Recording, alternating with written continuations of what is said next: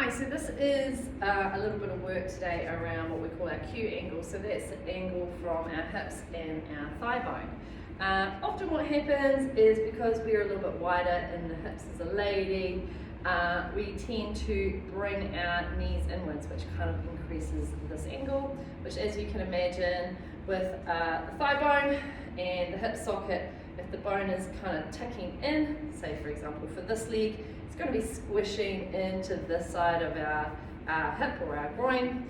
And also what it does is it loads the inside of the knee and then puts pressure as well through our foot arch. So what we're thinking about is being able to draw the femur into more of a straight line, kind of like how our gentlemen normally stand, so that the knee is in a direct line with the hip, which is easier said than done. The hard thing that we also tend to do, especially as we kind of lose our glute strength after having babies, is we tend to start to get what we call an internal rotation or a rolling in of the leg, which accentuates this Q angle challenge.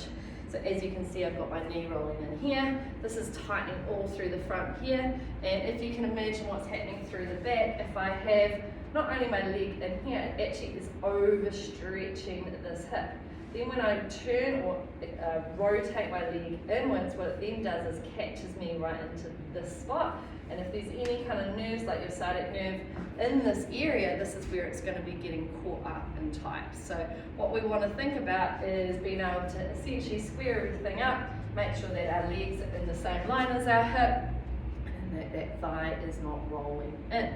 So in order to get that to happen, what we're going to be thinking about is strengthening up the muscles that stabilize our hips, waking up our thigh muscles so that we're not just dropping into a joint when we step, walk, run. And what that's going to do is when that's strengthened, it's going to maintain that space. Okay, so we really do want our leg muscles nice and strong. Sometimes what happens is because we do a lot of walking or cycling, we perceive that we're quite strong in our legs, but often there's quite a lot of rotation that's been occurring, dropping into those joints that puts pressure on our legs. So what we're going to do today is we're going to be using a strap a little bit just to make our life easy. At home you can be using like a dressing gown cord or anything. These straps are pretty cool because they have a little bar here and we can thread it through to lock it in, okay? It makes a nice locked loop. So what we're going to be doing with our loop is making sure that it is hip distance apart, and we are going to be popping that loop just above our knees for a start, okay?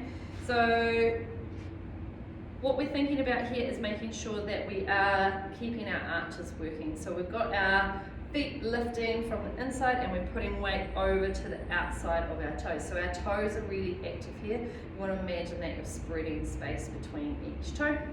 And what we're doing here is starting to feel a little bit of engagement through the buttock. We're going to maintain space between the ribs and the hips where possible, lifting through the tummy, okay? So into a gentle squat, pushing the knees outwards, which is going to fire up these nice big stabilizer muscles in the back of the hips, lifting into the tummy, and then we're going to come back up to standing. Now for those of you that want to add a little bit of spice, what we can do is lift up now onto our toes, still pressing out with those knees. So really making sure that the knees are staying in line with the feet. We're not just turning the feet out to compensate, we're really thinking about switching those muscles on as we bend and come back. Where possible, try and lean the torso backwards, so we're loading the back line of the body, so we're not just dumping into the front of your hips, coming back, and up. Well done.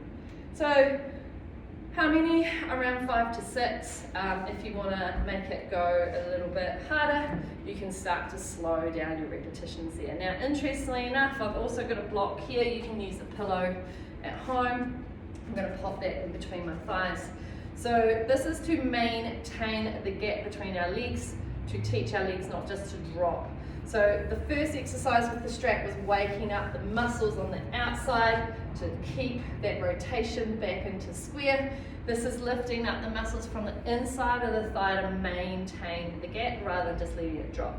So again, same idea, hugging onto the block, lifting up onto our tippy toes if you want to, or staying on your feet, sitting back into a squat. So we do them both back to back so that we're really aware of these different feelings of engagement through the inner and the outer parts of our thighs and hips.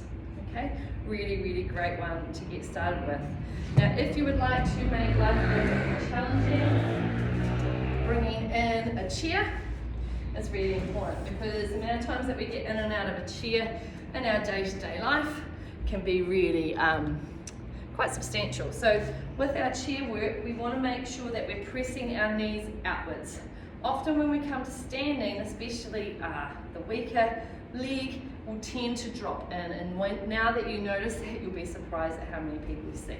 So we're going to think about keeping our knees in line with our hips. We're not letting them drop in or splay out. Squeezing in through the core, hinge forwards from the hips, pinching behind the shoulders, push through the heels, lift up to standing, and then pressing our hips back. Now, rather than just dropping down into your chair, I want you just to touch and come back up. And this is a really important place to notice if you're swinging to the side, dropping in through a hip. I'll just demonstrate from here. And again, we're going to be working this up. So again, it's same exercise, but we're being really free now with the legs, and we're being really aware of which line we're working on with those hips. As you feel more comfortable, you can start to make this into like a single leg squat as well. And then our last week exercise that we're going to be doing are glute bridges. Now, they're my favorite. I love them so much. And again, we're going to be using our strap for these. Okay, you can do a few just to notice, but we're going to be popping our strap or your booty band or dressing gown cord above your knees, stretching our fingertips to the heels.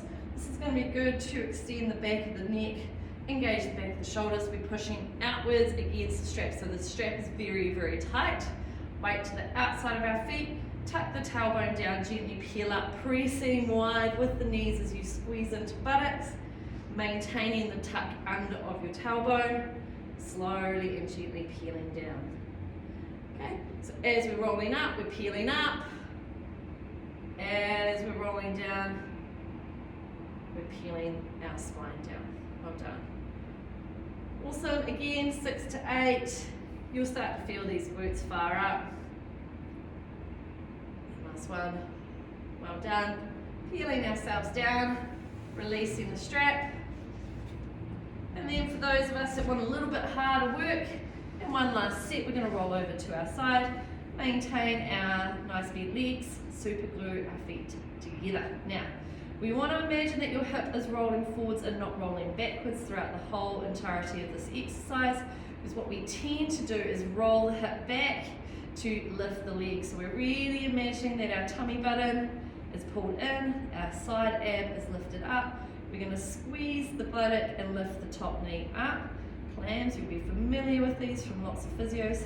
And remember, you can adjust your feet to be closer to your hips, slightly more forwards, slightly more back, and it's going to work all different parts of your buttock. What is most important here is that you notice the muscles working in your buttock and that you're not swinging your body to lift your leg.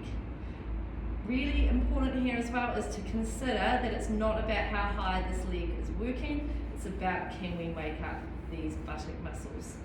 Extending the top leg now. So when we do this, we want to make sure that our toes are looking slightly upwards on an angle. What that's going to do is stop you from rotating that thigh bone in. Okay? So knees looking forwards, if not slightly outwards, and we're squeezing our core here. So the leg is going to go forwards, toes to tummy.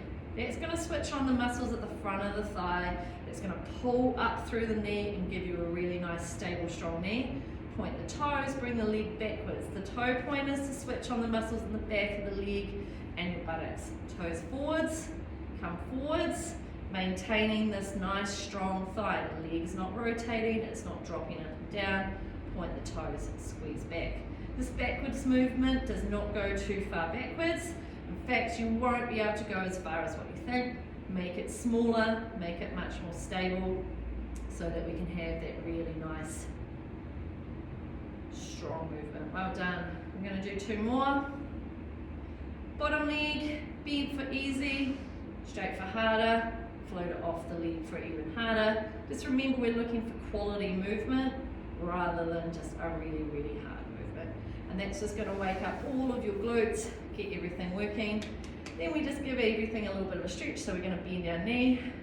Remember that if it's rolling in, it's going to accentuate our rolling in, so we want to make sure that the knee is turned so that our thigh bone is straight and square. If you can't reach your foot, put your foot behind you, maintain the height of the knee. We don't want the knee dropping down, we want the knee coming up, and we're pushing forwards into the hip to stretch through the front of this thigh, because we want those muscles nice and long and strong. Easy breath here. When you feel comfortable, bring our leg forwards. You can support the leg if you want to by withholding your hand, or you can place your hand underneath your knee to maintain the height of it, to stretch into those buttocks now that we've got those muscles doing a little bit of work. So trying to keep the knee nice and square as we slide forwards and backwards. We're holding onto the foot or supporting the knee, just to wake up into the buttocks, and that should get you going. Well done.